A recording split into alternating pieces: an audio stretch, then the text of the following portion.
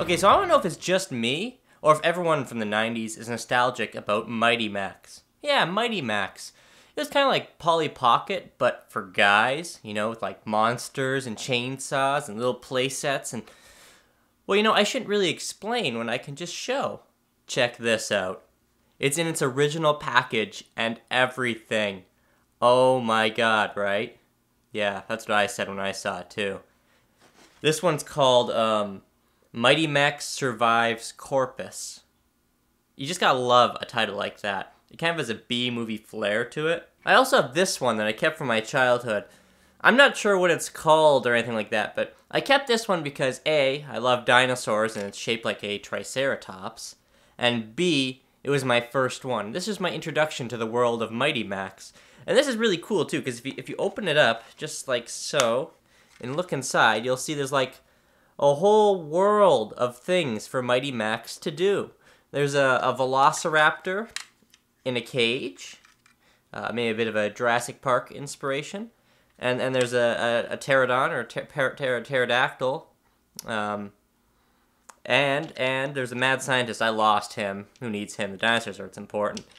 And there's like the volcano opens, and Mighty Max can get out there. Mighty Max can go on the turret.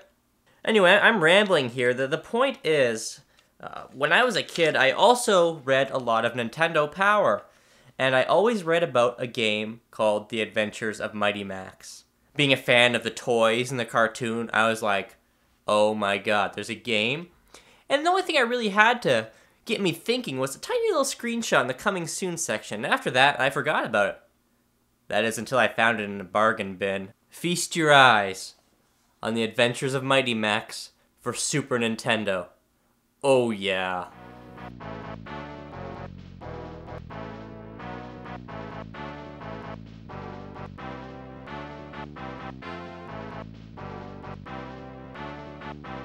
Fans of Mighty Max the world over all agree that The Adventures of Mighty Max for Super Nintendo is the single best Mighty Max game ever made.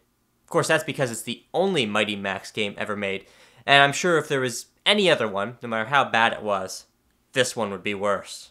The first thing you'll notice when playing the game is that Mighty Max is microscopic. He's like this little tiny little dot on the screen, and he jumps around like Mario, like look how high he goes. No, that's higher than Mario can jump. That is insane. He can jump higher than any Olympic athlete any day. Look at this. You can barely control him. Why does he jump so high? Why didn't they just build the platforms a little bit lower? Why didn't they zoom the camera in so you can have a better look at Mighty Max? Does it have to be like this? I mean, really, why does he have to be so small? Oh, well, okay, well, I guess he is pretty small. But that doesn't excuse bad gameplay. At the beginning, you have a choice between going to outer space or a volcano. And trust me, you want to go to the volcano. And I know, why wouldn't you want to go to outer space? Well, it's actually far harder than any other level in the game. It's one of the first stages you play on, but it's next to impossible compared to some of the others. That's crazy. Anyway, you hear that music in the volcano? Pretty good, huh? Well, not really, but the thing is, you're gonna have to be listening to it a lot, so you better get used to it. You start the level and you kind of gotta figure out what's going on. You realize Mighty Max can shoot things and stun them. He can also throw rocks and enemies. And he can find these strange devices which you must bring to portals.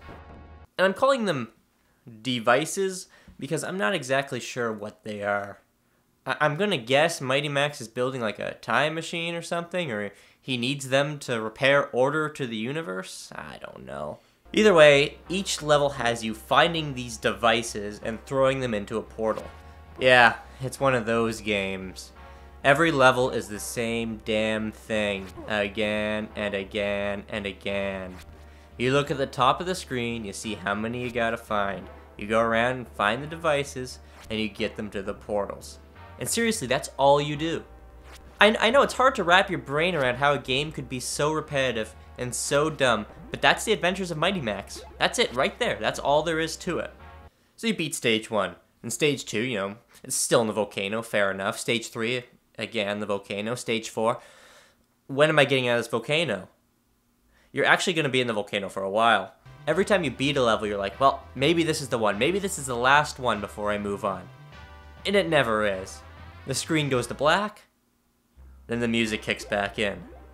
Ah, my gosh, it's so droning and annoying. Everything looks the same. All the enemies are the same. And even if they were different, they're so boring and stupid. Oh, bats. Rock monsters. Shark people. This is so ridiculous. When you watched the show, they had realistic enemies. Like, there's like gargoyles and like dragons and stuff like that. Okay, well, realistic's the wrong word. How about cool? Yeah, stuff was cool in the show. And the toys, it was all cool. Why'd they have to resort to using such stupid and generic stock enemies? Look at this. Corpus. Why couldn't Corpus be in here? Deranged gravedigger? A zombie? This is way cooler. My gosh. There's no justice in the world. There is no justice. At least the worlds have a little variety to them. As I said, you explore space and then also Aztec ruins and this kind of aquatic cave. It's always exciting to see a new level and a new theme, especially since you just spent so long on the last one. Check this out. Mighty Max battles Skull Warrior. Mighty Max against Droid Invader. Mighty Max defeats Nightwing. A bit of a spoiler there. Mighty Max versus Chronosaur. Is that like Chrono Trigger? Mighty Max tangles with Lockjaw. Well, much like Lockjaw's Locker, the stage in Donkey Kong Country 2. Mighty Max hammer Spike. A little bit of a pun there. Mighty Max hounds Werewolf. Okay, that's a pun. Mighty Max survives Corpus. That's this one. Why is Corpus blue? Corpus is clearly not blue. Go figure. You know when you're playing Zelda and there's like a sub-quest where you need to find a bunch of things and bring them back to someone, or you gotta water a bunch of plants to get a piece of heart, something dumb like that, and you're kind of just doing because you need more hearts? Well, that's every level of this game. It's a marathon of bad gameplay. It's an obstacle course of ineptitude. It's a trail of suckage. One big long path leading to nowhere. Nothing. There is no reason to play this game.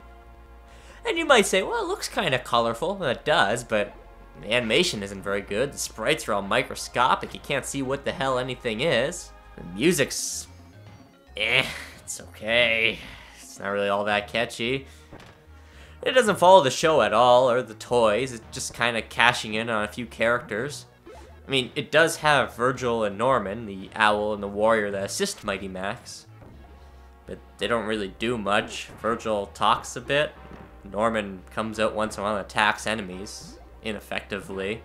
And it's not like you really need them anyway. Most enemies die easy enough. You shoot them, stun them, and throw them. It's kind of like Mario Bros. 2, actually. But you can also throw enemies into other enemies. Also like Mario Bros. 2. Or you can throw rocks at them, like the vegetables in Mario Bros. 2. But you can't ride them. Instead, you take damage.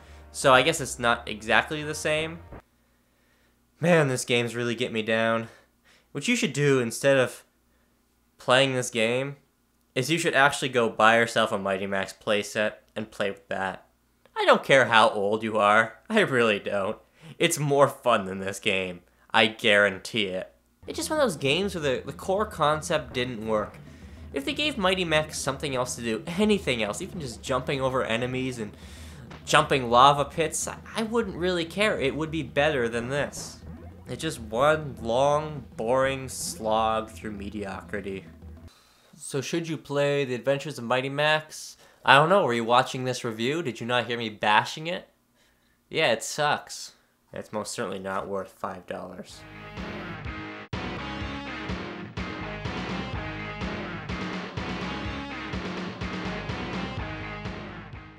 I guess this is kind of educational in a way. They're really encouraging you to come up with a story when you play. This is something I did all the time as a kid because I was so damn creative and genius. But other kids maybe had trouble with this. So they include these little things in the package. The story so far. Ooh. Mighty Max stumbles across Mort, the gravedigger, who has uncovered a ghastly corpse.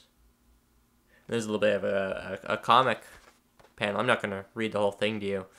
But, yeah. So I guess kids have a place to... Holy shit, he chopped his head off.